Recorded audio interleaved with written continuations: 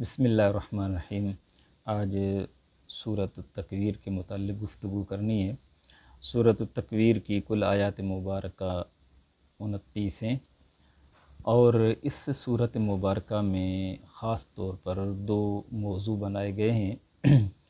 ایک قیامت کے متعلق اور ایک آپ علیہ الصلاۃ والسلام کی رسالت کے متعلق،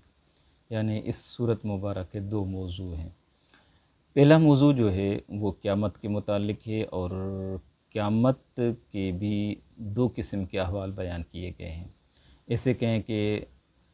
قیامت کے دو مرحلے بیان کیے گئے ہیں، ایک پہلا مرحلہ، ایک دوسرا مرحلہ۔ جو پہلی 6 آیات مبارکہ ہیں ان میں قیامت کے پہلے مرحلے کا بیان کیا گیا ہے کہ قیامت کیسے واقع ہوگی، اس وقت کیا حالات بنیں گے، اس وقت کیا کیا چیزیں رونما ہوں گی۔ تو اللہ رب العالمین سورۃ تکویر کی پہلی آیت میں فرماتا ہے کہ اذا الشمس کورت، جب سورج بے نور ہو جائے گا، سورج کی روشنی لپیٹ دی جائے گی، وَإِذَا النُّجُومُ انْكَدَرَتْ، اور جب ستارے بکھر جائیں گے، ٹوٹ پڑیں گے، اور وَإِذَا الْجِبَالُ سُيِّرَتْ، اور جب پہاڑ چلائے جائیں گے، اڑائے جائیں گے، وَإِذَا الْعِشَارُ عُطِّلَتْ، اور جب 10 ماہ کی حاملہ اونٹنیاں آزاد چھوڑ دی جائیں گی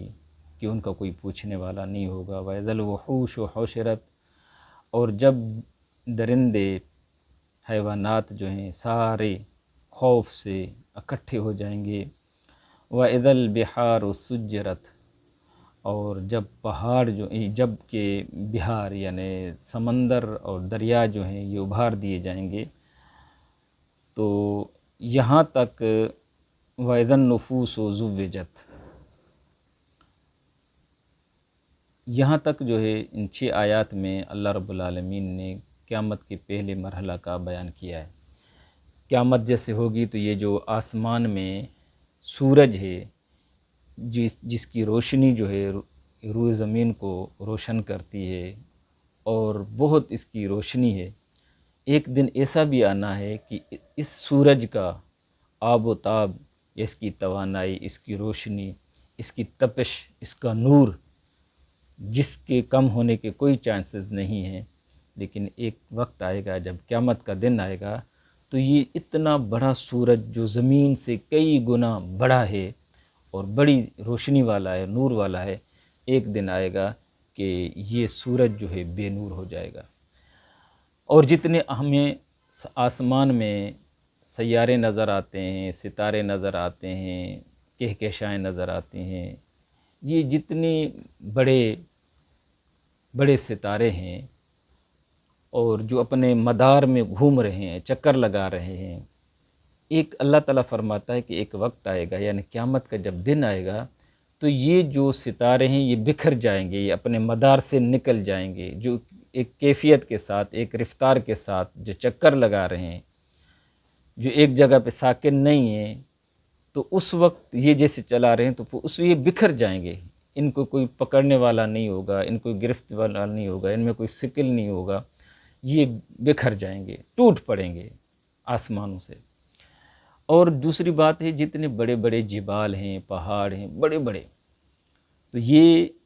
ایک وقت آئے گا کہ یہ بھی روئی کی طرح ہوا میں زمین پر اڑتے ہوئے نظر آئیں گے، کہ ان کا ثقل، ان کا وزن اور ان کی جو زمین میں گہرے ہوئے ہیں، لیکن جب وہ قیامت کا دن آئے گا تو زمین کی جو ثقل ہے اس سے کم ہو جائے گی، ختم ہو جائے گی، پہاڑ جو ہیں یہ زمین سے نکل آئیں گے اور چلنے لگیں گے، جس طرح کے بادل خلا میں ہوا میں اڑ رہے ہوتے ہیں، تو یہ پہاڑ بھی روئی کی طرح، ان بادلوں کی طرح اڑ رہے ہوں گے۔ یہ منظر بیان کیا ہے پروردگار نے۔ اور یہاں پر ایک خصوصی چیز کو اللہ تعالیٰ نے بیان کیا ہے، خاص طور پر عرب لوگوں میں، ہاں جس کی بہت بڑی وقت ہے، چونکہ عرب جو لوگ ہیں صحرائی، پہاڑی، میدانی علاقوں میں رہنے والے، وہ اونٹ سے محبت کرتے ہیں، اونٹ ان کا پسندیدہ ایک جانور ہے، اور پہلے وقت میں یہ اونٹ کی قیمت کہہ دیں کہ یا اونٹ کی حیثیت اور ویلیو جو ہے عربوں کے ہاں بہت بڑی ہوتی تھی، جن کے پاس اونٹ زیادہ ہوتے تھے وہ زمیندار بھی یعنی امیر ترین بندہ سمجھا جاتا تھا، اور ان کے ہاں جو سواری ٹاپ کلاس کی سواری ہوتی تھی، آج کل کے کہہ دیں کہ بڑے لگژری جو بڑی بڑی گاڑیاں ہیں یا ایسے بڑے بڑے ٹرالے ہیں، کنٹینر اٹھاتے ہیں، اس دور میں جو ہے نا یہ اونٹ جو ہیں بڑی اہمیت کے حامل تھے، جس طرح بھی بڑے ٹینکر ہیں، بڑے ٹرالے ہیں، اور اس طرح بڑی لگژری گاڑیاں ہیں سفر کے لیے، تو اس وقت یہ سواری اونٹ جو ہیں اس طرح کے اہم ہوتے تھے عربوں کے ہاں۔ تو پھر وہ خاص طور پر عربوں کے ہاں وہ اونٹنی جو حاملہ ہو اور 10 مہینے کی ہو گئی ہو، تو وہ سارے اور کاموں کو چھوڑ کر اس اونٹنی کی حفاظت کرتے تھے، دیکھ بھال کرتے تھے، تاکہ اس کا بچہ ضائع نہ ہو جائے، تاکہ وہ اونٹنی غائب نہ ہو جائے، اونٹنی کوئی تکلیف نہ پہنچے، کوئی اس کو چوری کر کے نہ لے جائے، پکڑ کر لے جائے۔ یہ ساری چیزوں کو مد نظر رکھتے ہوئے تو لوگ جو ہیں عرب جو ہیں تو حاملہ اونٹنیوں کو کیا ہے بڑی نگہداشت میں رکھا کرتے تھے۔ تو اللہ تعالیٰ فرماتا ہے جب قیامت کا دن آئے گا وَإِذَا الْعِشَارُ عُطِّلَتْ، یہ جو 10 ماہ کی حاملہ اونٹنیاں ہیں ان کا کوئی پوچھنے والا نہیں ہوگا، یعنی بندہ نفسا نفسی کے عالم میں ہوگا، دیکھ رہا ہوگا کہ سورج بے نور ہو گیا ہے، ستارے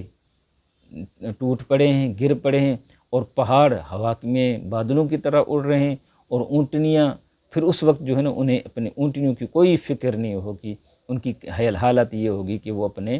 خوف میں آ جائیں گے۔ وَإِذَا الْوُحُوشُ حُشِرَتْ، اور دنیا میں جو جانور ہیں، درندے ہیں، وہ بڑے خوفناک خطرناک قسم کے ہوتے ہیں کہ اللہ تعالیٰ فرماتا ہے کہ ایک دن آئے گا یہ سارے درندے جو ہیں، حیوانات جو ہیں وہ اکٹھے ہو جائیں گے، حالانکہ ایک جانور دوسرے جانور کے سامنے آتا ہے تو اس کو چیر پھاڑ کر کھا دیتا ہے، لڑتا ہے، یہ کرتا ہے، لیکن ان جانوروں پر بھی یہ حالت و کیفیت طاری ہو جائے گی کہ وہ جو کسی اور جانور کو کھانے کے چکر میں نہیں ہوں گے، بلکہ وہ ایک سارے کے سارے ڈرے کھڑے ہوں گے۔ یہاں تک اللہ رب العالمین نے یہ قیامت کا پہلا مرحلہ بیان کیا۔ اب دوسرا مرحلہ جو ہے وہ یہ ہے کہ اب انسان کی کیا حالت ہوگی۔ تو اللہ تعالیٰ فرماتا ہے وَإِذَا النُّفُوسُ زُوِّجَتْ، کہ جو انسانوں کے بدنوں سے جو مردہ ہو گئے ان کے بدن سے جو روح نکل گئی تھی، اب دوسرے مرحلے میں قیامت جب قائم ہو جائے گی، یہ حالات ہو جائیں گے، تو اللہ تعالیٰ روحوں کو پھر ان بدنوں میں کیا ہے اجسام میں جو ہے کیا ہے ملا دے گا۔ وَإِذَا النُّفُوسُ زُوِّجَتْ، اور جب جسموں میں روح آ جائے گی سارے لوگ کھڑے ہو جائیں گے، اور پروردگار اپنے قہار اور جلال والی صفت کے ساتھ سامنے ہوگا، تو اس وقت اللہ رب العالمین نے ایک بات بیان فرمائی ہے کہ وَإِذَا الْمَوْءُودَةُ سُئِلَتْ بِأَيِّ ذَنبٍ قُتِلَتْ، اللہ تعالیٰ فرماتا ہے کہ جب ایک معصوم بچی جس کو زندہ قبر میں دفنایا گیا تھا، گھڑے میں پھینک دیا گیا تھا، زندہ اس کو دفن کیا گیا تھا، تو اس بچی سے پوچھا جائے گا بتاؤ تو صحیح تمہیں کس جرم کے سزا میں تمہیں زندہ دفن کیا گیا تھا۔ یہ دوسرے مرحلے میں بچی سے سوال ہوگا، ایسی بچیوں سے جن بچیوں کو بچپن میں ان کے ماں باپ نے یا ان کے رشتہ داروں نے یا دشمنوں نے کسی نے ان بچیوں کو زندہ درگور کیا ہوگا۔ آپ نے سنا ہے کہ آپ علیہ السلام کے ظاہری زبان مبارک سے پہلے عربوں میں یہ بات عام تھی کہ وہ اپنی بچیوں کو زندہ دفن کر دیتے تھے، قتل کر دیتے تھے، مار دیتے تھے۔ تو اللہ تعالیٰ یہاں پر ایک جو کیفیت بیان فرما رہا ہے کہ اس وقت آدم علیہ السلام سے لے کر آخر تک قیامت تک جتنے مرد عورت جت انسان ذات ہوگی، جن ہوں گے اور بھی جانور سارے ہوں گے، حساب کتاب کا عالم ہوگا، تو اس وقت اللہ تعالیٰ اتنا ناراض ہوگا ان ظالمین پر، ان ظالموں پر جنہوں نے بچیوں کو زندہ دفن کیا ہوگا۔ تو اللہ رب العالمین کو اتنا غصہ ہوگا کہ اللہ رب العالمین یہ گوارہ بھی نہیں فرمائے گا کہ ان ظالموں سے پوچھے، ان کی طرف اپنا چہرہ مبارک کرے، یا ان کو اپنے دیدار سے مشرف کرے، یا ان کی طرف کے نرمی سے پیش آئے، بلکہ زجر و توبیخ کے ساتھ ایسے آواز میں ان بچیوں سے پوچھا جائے گا کہ بتاؤ تم تو معصوم بچیاں تھیں، چھوٹی تھیں، تم نے کون سا جرم کیا تھا کہ تمہارے ماں نے، تمہارے باپ نے تمہیں زندہ گڑھے میں ڈال دیا، زندہ زندہ تمہیں دفن کر دیا، کس جرم کے سبب تمہیں گڑھے میں ڈالا گیا اور دفن کیا گیا؟ تو یہ بہت بڑی اللہ رب العالمین کا ناراضگی کا اظہار ہے کہ اللہ تعالیٰ فرماتا ہے،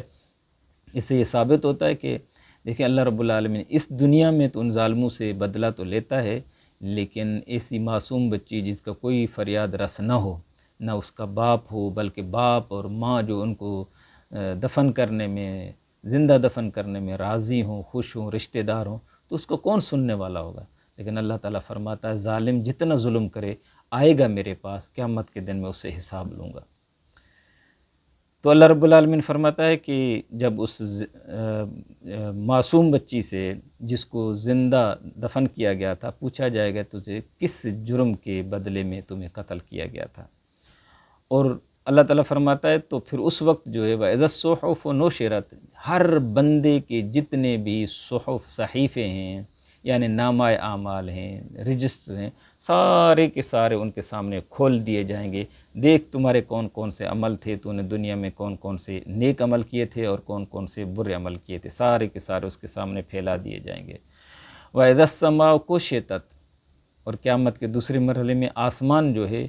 اس کو کھول دیا جائے گا، اس کے پردوں کو ہٹا دیا جائے گا۔ تو جب پردے ہٹ جائیں گے، یہ نیچے لوگ دیکھ رہے ہوں گے، تو ادھر سے آسمان جب کھلے گا تو وَإِذَا الْجَحِيمُ سُعِرَتْ، تو پھر جو جہنم ہے، جہنم کی جو آگ ہے اس کو بھڑکایا جائے گا اور سامنے لایا جائے گا، لوگ اس کو دیکھیں گے، اتنی بڑی جہنم، اتنی سخت قسم کی آگ کے شعلے اور اتنا خوفناک اور خطرناک عذاب کے مناظر، یہ ساری چیزیں نظر آ رہی ہوں گی، لوگ دیکھ رہے ہوں گے کہ جہنم کا یہ حال ہے۔ وَإِذَا الْجَنَّةُ أُزْلِفَتْ، اور جنت کو جو ہے نا قریب کر دیا جائے گا، لوگ دیکھیں گے ماشاءاللہ یہ جنت ہے، اس کی فلاں نعمتیں، بہت خوبصورتی، اس کے محلات، اس کے باغات، ہر نعمت نظر آ رہی ہوگی، لوگ دیکھ رہے ہوں گے جنت کو، تو ادھر سے صرف جہنم کو بھی دیکھ رہے ہوں گے، جنت کو بھی دیکھ رہے ہوں گے، اور ادھر بندوں کے نامہ اعمال کے صحیفے وہ سارے کھلے ہوں گے، آسمان کے پردے بھی ہٹائے جائیں گے، سارے کچھ دیکھ لو۔ تو اللہ تعالیٰ فرماتا ہے عالمت نفس ما احضرت، تو اس وقت ہر شخص ہر اس چیز کو دیکھ لے گا جو اس نے عمل کیا ہے، یعنی جو بندہ جو اعمال لے کر آیا ہے قبر میں وہ اس کے سامنے ہوں گے کہ اپنی زندگی کے اس کے کون کون سے اعمال اس کے تھے، یعنی سارے کرتوت اس کے سامنے ہوں گے۔ یہاں تک اللہ رب العالمین نے قیامت کے دو مرحلے بیان کیے، ایک پہلا اور دوسرا۔ آگے اللہ رب العالمین جو ہے رسالت کے متعلق گفتگو فرما رہا ہے، اللہ تعالیٰ سمجھا رہا ہے کہ اللہ رب العالمین نے یہاں پہلے 3 قسمیں اٹھائی ہیں کہ فلا اقسم بالخنس جوار الکنس۔ اللہ تعالیٰ فرماتا ہے مجھے قسم ہے ان ستاروں کی جو پلٹ کر آتے ہیں اور جو پلٹ کر چھپ جاتے ہیں، جو ستارے ظاہر ہوتے ہیں اور جو ستارے چھپ جاتے ہیں، وہ اپنے مدار میں مسلسل چکر لگا رہے ہوتے ہیں، کبھی ظاہر ہوتے ہیں کبھی چھپ جاتے ہیں۔ تو اللہ تعالیٰ فرماتا ہے مجھے ان چھپنے والے اور ظاہر ہونے والے، چلنے پھرنے والے ستاروں کی قسم۔ واللیل اذا عسعس، مجھے رات کی قسم جب کہ رات چلی جاتی ہے، یعنی جب رات چھا جاتی ہے، اس کی تاریکی چھا جاتی ہے، اس کی قسم جب رات چلی جاتی ہے یعنی غالب آ جاتی ہے۔ والصبح اذا تنفس، اللہ تعالیٰ فرماتا ہے مجھے صبح کی قسم جب صبح سانس لیتی ہے، یعنی صبح جب اجالا ہوتا ہے، رات ختم ہوتی ہے، سحر جو ہے طلوع ہوتی ہے، طلوع سحر ہوتی ہے، تو اس وقت کی قسم اللہ تعالیٰ نے اٹھائی ہے۔ اب یہ اللہ رب العالمین نے یہاں پہ قسم جو اٹھائی ہے وہ فلک کی اٹھائی ہے، ستاروں کی اٹھائی ہے اور رات کی اٹھائی ہے اور دن کی اٹھائی ہے۔ یہ 3 قسمیں اٹھا کر اللہ رب العالمین نے بات کی ہے کہ انہ لقول رسول کریم ذی قوت عند ذی العرش مکین مطاع ثم امین۔ اللہ تعالیٰ یہ قسمیں اٹھا کر پھر 3 آیات میں 3 باتیں بیان فرمائی ہیں کہ یہ جو قرآن ہے جس میں تمہیں قیامت کے متعلق بتایا گیا ہے، قیامت کے مراحل کو بیان کیا گیا ہے، سمجھایا گیا ہے کہ قیامت ایسے ہوگی اور پھر میدان محشر میں لوگوں کو جمع کر کے ان کے حساب و کتاب لیا جائے گا، جنت اور دوزخ ان کو دکھائی جائے گی، جنت والے لوگ جنت میں جائیں گے اللہ تعالیٰ کا شکر کرتے ہوئے کہ جہنم اتنی خطرناک تھی، اللہ تعالیٰ نے ہمیں اس سے بچایا اور ہمیں جنت میں جگہ دی۔ اور جہنمی لوگ جب دیکھیں گے جہنم کے عذاب کو اور ادھر سے دیکھیں گے جنت کی نعمتوں کو، اور پھر جب دیکھیں گے کہ ہمیں تو جنت میں جانے کا سے منع کیا گیا تو ہمیں جہنم میں لے جائے، اس وقت ان کو بھی حسرت اور خوف اور دہشت جو ان پر طاری ہوگی وہ بڑی ہوگی۔ تو اب یہ باتیں جب کفار کو سنائیں گے، اہل مکہ کو سنائیں گے، تو اللہ رب العالمین نے قسمیں اٹھا کر فرمایا کہ یہ باتیں جو یہ قرآن کی باتیں ہیں، تمہیں پتہ ہے یہ قرآن کون ہے؟ یہ قول جو ہے وہ یعنی قرآن پاک جو ہے وہ رسول کریم صلی اللہ تعالیٰ علیہ وسلم کا پڑھا ہوا کلام ہے، یعنی وہ پڑھ کر تمہیں سنا رہے ہیں، یہ حقیقت میں اللہ تعالیٰ کا کلام ہے، وہ تمہیں رسول کریم جو ہیں وہ کریم رسول تمہیں پڑھ کر سمجھا رہا ہے، بتا رہا ہے، یہ اللہ تعالیٰ کا قول ہے، یعنی اللہ تعالیٰ کا قرآن ہے۔ اور جو نبی علیہ السلام آپ کو پڑھ کر سنا رہے ہیں، ذی قوہ عند ذی العرش مکین، وہ بڑی قوت والا ہے، اللہ رب العالمین کو بڑا مقام عطا فرمایا ہے، اور اللہ تعالیٰ کے ہاں اس کا یعنی عرش مکین، عرش ذو العرش یعنی صاحب عرش کے ہاں وہ بلند مرتبے والا ہے، بڑے درجے والا ہے، وہ بڑی طاقت اور قوت والا ہے، مطاع ثم،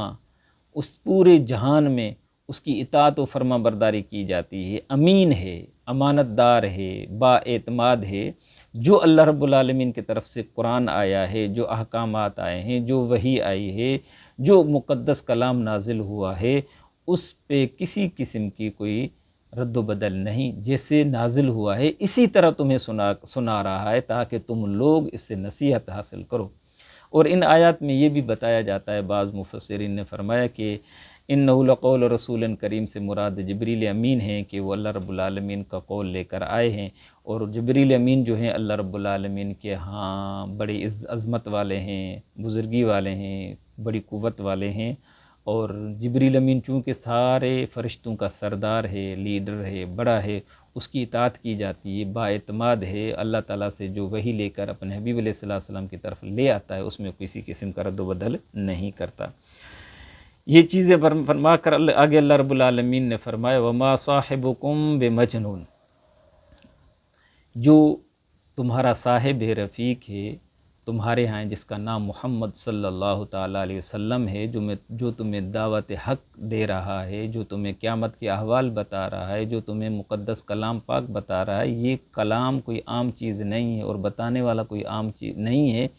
تم سمجھتے ہو میرے محبوب کو تانے دیتے ہو، کبھی کاہن کہتے ہو، کبھی ساحر کہتے ہو، کبھی مجنوں کہتے ہو، میرا محبوب علیہ السلام ایسا بالکل ہی نہیں ہے، اور وہ تو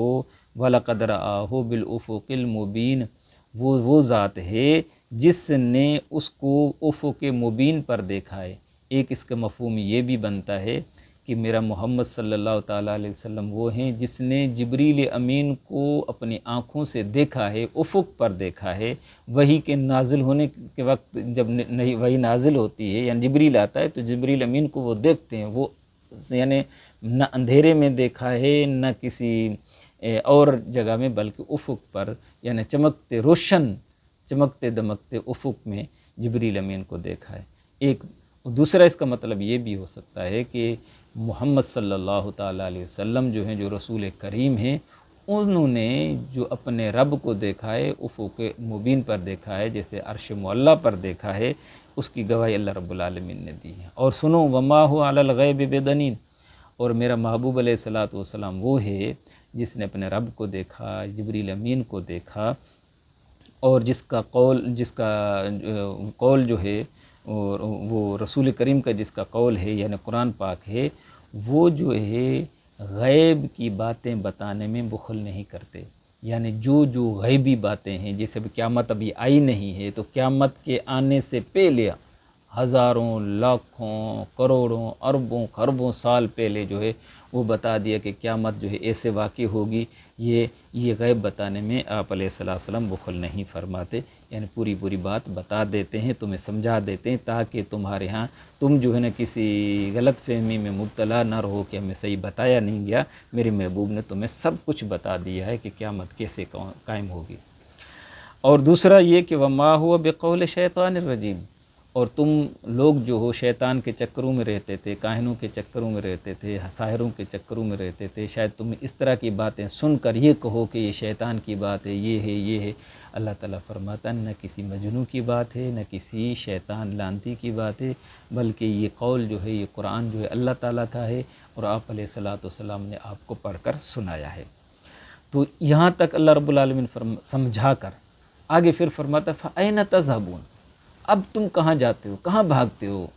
کہاں جاتے ہو؟ کہ اتنی باتیں تمہیں سمجھائی گئیں کہ میرا محبوب کا قول جو ہے وہ میرا محبوب کا قول جو ہے وہ قرآن ہے، اس میں کسی قسم کی خیانت نہیں ہے، جو باتیں آپ نے بتائیں صحیح ہیں۔ اب بھی اتنا سننے کے باوجود بھی، سمجھنے کے باوجود بھی تم پیٹھ دے کر چلے جا رہے ہو، کہاں جا رہے ہو؟ ان هو الا ذکر للعالمین،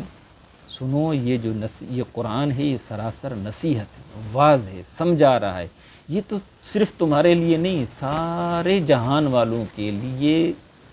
نصیحت ہے، سارے جہان والوں کے لیے۔ یہ نہیں کہ پہلی جہان والوں کے لیے، درمیان والوں کے، آخر قیامت والوں کے لیے، آسمان والے جہان والوں کے لیے، یا زمین والے کے لیے، یہ نہیں، یہ سارے جہانوں کے لیے، جس کے لیے اللہ رب العالمین ہے اور محمد صلی اللہ تعالیٰ علیہ وسلم رحمت للعالمین ہی، یہ سارا قرآن جو ہے ذکر للعالمین ہے، کہ سارے جہانوں کے لیے نصیحت ہے۔ لمن شاء منکم ان یستقیم، تو تم میں سے جو شخص چاہتا ہے کہ میں سیدھے راستے پر جاؤں، کامیابی حاصل کروں، تو اسے چاہیے کہ وہ جو ہے اس سے نصیحت حاصل کرے، قرآن سے نصیحت حاصل کرے۔ یہ جامع بہت بڑی پیاری آیت ہے۔ اللہ تعالیٰ نے فرمایا جو چاہتا ہے کہ میں کامیاب ہو جاؤں، سیدھے راستے پر چلوں، نقصان سے بچوں، دنیا میں بھی آخرت میں بھی میری کامیابی ہو، تو اس کو پھر قرآن پاک کا دامن مضبوطی سے پکڑنا ہوگا، اس پر عمل کرنا ہوگا، اس پر مداومت ہمیشگی کرنی ہوگی۔ اس کو اگر فالو کرے گا تو وہ کامیاب ہو جائے گا، کیونکہ اللہ تعالیٰ فرماتا ہے یہ قرآن تو سارے جہان والوں کے لیے نصیحت ہے۔ ہاں، جو شخص اس سے فائدہ حاصل کرنا چاہتا ہے تو اس کو پر عمل کرنا شروع کر دے، اس کو پڑھے، اس کو سمجھے، اس پر عمل کرے۔ کوئی بھی، لمن شاء، یہاں پر یہ نہیں بتایا گیا صرف مسلمان، یہ نہیں بتایا گیا کہ کافر، یہ نہیں بتایا گیا کہ کوئی منافق، نہیں، لمن شاء منکم ان یستقیم، جو بندہ بھی چاہتا ہے کہ میں سیدھے راستے پر چلوں تو اس کو قرآن کو فالو کرنا ہوگا۔ قرآن سے بڑھ کر کوئی اور چیز اس کے پاس نہیں ہے۔ اگر اس کے بعد کوئی چیز ہے تو رسول اللہ صلی اللہ تعالیٰ علیہ وسلم کی حدیث مبارکہ ہے۔ جو بندہ اللہ تعالیٰ کے رسول صلی اللہ تعالیٰ علیہ وسلم کے قول پر، چاہے وہ قرآن کی صورت میں ہو، چاہے وہ حدیث کی صورت میں ہو، اس کو فالو کرتا ہے، اس کی اتباع کرتا ہے، اس کی فرما برداری کرتا ہے، تو وہ کامیاب ہو جائے گا۔ وما تشاءون الا ان شاء اللہ رب العالمین۔ اللہ تعالیٰ فرماتا ہے جو کچھ جس کو اللہ تعالیٰ چاہے تو وہ چاہتا ہے، یعنی اللہ تعالیٰ کے چاہنے سے چاہتا ہے وہ اللہ جو رب العالمین ہے۔ قرآن سارے لوگوں کے لیے، سارے جہان والوں کے لیے نصیحت ہے، تو اللہ تعالیٰ جو سارے جہان والوں کا رب ہے، وہ جو چاہتا ہے، پھر اور کوئی جس کو چاہتا ہے تو پھر وہ چاہتا ہے کہ وہ قرآن پاک کی اتباع اور فرما برداری کرتا ہے۔ اب اگر ہم دیکھتے ہیں تو بہت سارے لوگ مسلمان جو ہیں، بہت سارے مسلمان قرآن پاک کی پرواہ نہیں کرتے، قرآن پاک کی تلاوت تک نہیں کرتے، قرآن پاک کا ترجمہ نہیں پڑھتے، قرآن پاک کو سمجھنے کی کوشش نہیں کرتے، اور قرآن پاک کو اپنا رہنما، راہبر کتاب تسلیم نہیں کرتے۔ تو جب وہ قرآن پاک سے دور ہوں گے تو اللہ تعالیٰ کے فرمان کے مطابق وہ کامیاب نہیں ہوں گے۔ تو کامیاب تو وہ ہوں گے جو رسول اللہ صلی اللہ تعالیٰ علیہ وسلم، جس کو اللہ تعالیٰ نے فرمایا رسول کریم ہے، یہ قول اسی کا ہے، قرآن اسی کا قول ہے، اسی قرآن کریم کو، قرآن